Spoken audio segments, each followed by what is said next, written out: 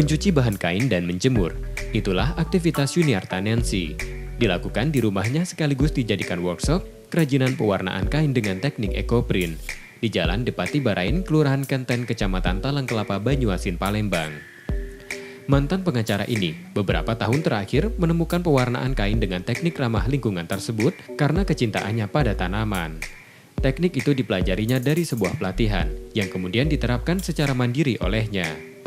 Untuk mendapatkan kain yang diwarnai dengan motif menarik dari tempelan daun dan ranting itu, diawali dari pencucian kain dasar dari berbagai jenis untuk membuka pori-pori kain dan menghilangkan zat kimianya.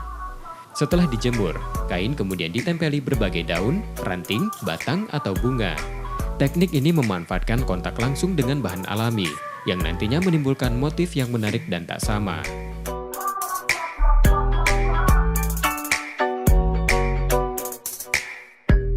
Kemudian kain digulung dan dikukus selama 2 jam.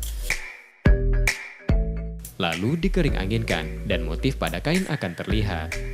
Kain-kain dengan motif tak sama satu dengan lainnya biasa dijual antara 300.000 per meter hingga 1,5 juta rupiah per meter tergantung jenis kain. Yuniarta memasarkan produk kerajinan kainnya itu mengandalkan pameran dan media sosialnya. Namun saat ini pasar kain dengan teknik ekoprint di Sumatera Selatan sedang turun. Enggak terlalu Pak kalau sudah pandemi kayak gini. Kalau nanti biasanya ada yang permintaan baru saya bikin agak banyak. Misalnya ini mau pameran kan tanggal 4 nanti baru kita bikin agak banyak. Karena di saat itu kan banyak orang lihat baru dia beli kan.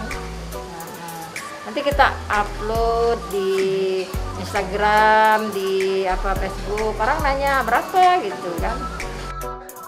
Meski sedang turun pasar kain ekoprint, Yuniarta yakin produk-produk dari bahan natural masih memiliki prospek ke depannya.